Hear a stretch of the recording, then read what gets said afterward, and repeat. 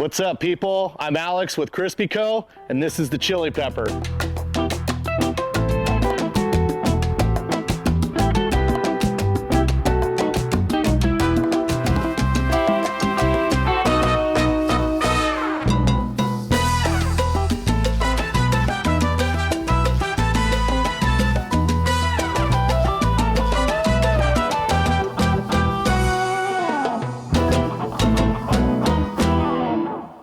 All right, this bike is a 1976, matching numbers, Harley-Davidson shovel head. So we named this bike the Chili Pepper all because of this tank. It was crusty, flaking, it's got flames, it's obviously red. It's just spicy, man. So Chili Pepper just seemed like the suiting name for this build. And like with all of our builds, we start out with stripping that bike down and then going straight into the chassis. And on this one, we have our hardtail kit that has the cast axle dropouts from hardtail choppers made in the USA.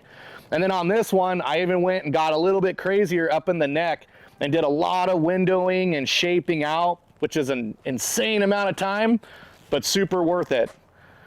Cool. Now to the engine. This is the stock shovel head engine, which once we had Mystery Machine Co. up in Truckee, my homie Christian, rebuild the motor, which he does all of our drivetrains. Come to find, it was a 93 inch. So every now and then we get some rad surprises and find out we got bigger engines than we thought we had. So this thing is an absolute beast, which totally matches the spiciness of the Chili Pepper. Then attached to this hot rod of an engine, classic Super E carburetor with a Trident Supply air cleaner that I attached this really cool little emblem that's on early stock shovel head or Harley sissy bars or what have you. So a little add-on for me there. We've got the old STF brass oil line kit, which these are the absolute shit. I love these things, love old STF. Deep inside there is the carb support, which is from Wizard Sticks. I forget his Instagram handle, but those Wizard Stick brass carb supports are super cool and neat. All right, now a really important thing that I always get asked a lot on these builds is front end lengths and all that good stuff. So this is an early Springer on this bike. Measuring them is complicated, okay? As far as like what's stock, 2 under, 2 over, what have you. This one in some realms would be considered a stock length. For this application, we're gonna call it a 2 under, all right? If you look at charts that you can find on Google from other people that have Springer lengths, this one, it measures 21 inches from the axle to the top of the bottom tree. And that's just standard how they measure them. So this one's 21 inches, which is considered a 2 under, which inherently will give you the stance of this bike, all right?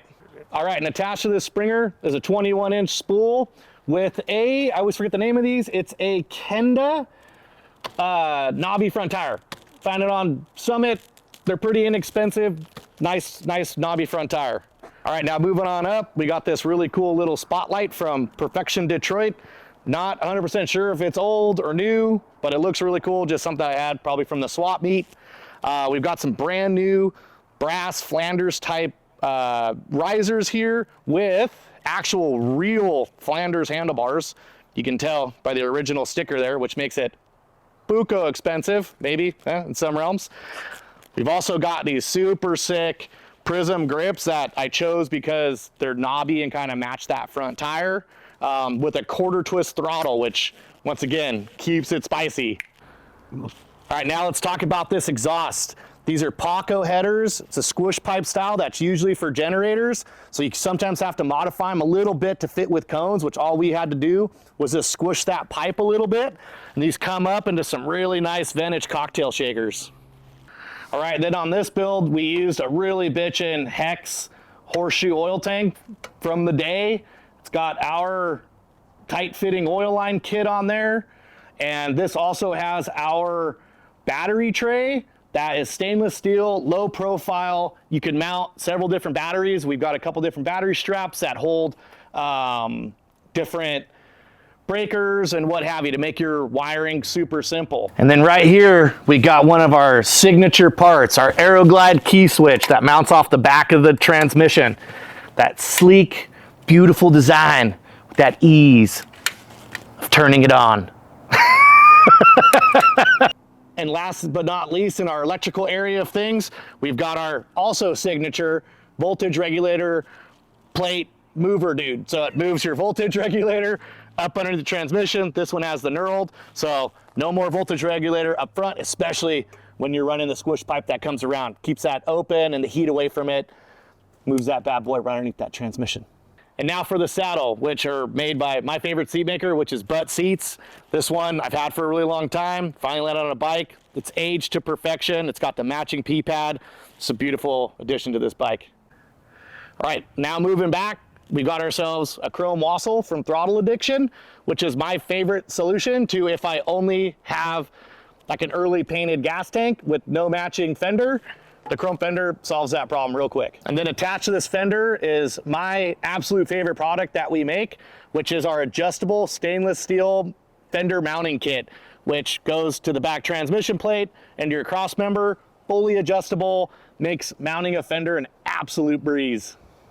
And another one of our products that I really, really like is this oil filter mount that goes inside of the belt drive. We came up with that because a lot of chopper dudes don't even like running oil filters. So we needed to find a cool way to mount these for you dudes. So here it is. Get this and filter your oil. All right, moving forward a little bit here, we've got the stainless steel peg mounts from Prism. Once again, those guys make killer stuff, so we love using other people's parts. These also have rad brass Anderson style foot pegs. And then for the bad boys or girls, that foot clutch. This is a repop Lee style foot clutch, which works great. You know, we've got our little dog chain setup. And then to seal the deal, the Chilli pepper hand shifter, which is cast aluminum. I found that thing on eBay. It was perfect. Mounted it up. Spicy.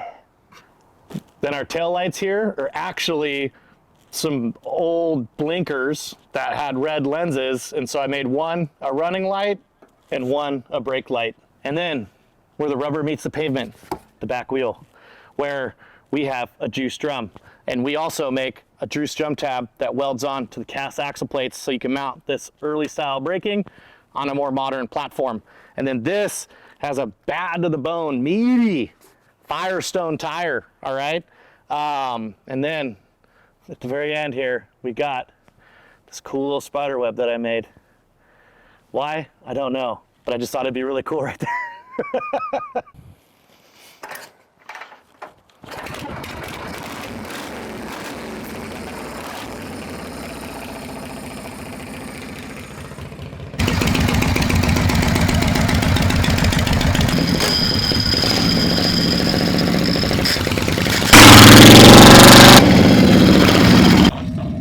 Thanks for watching. Don't forget to like and subscribe and follow us on Instagram at Krispy Co.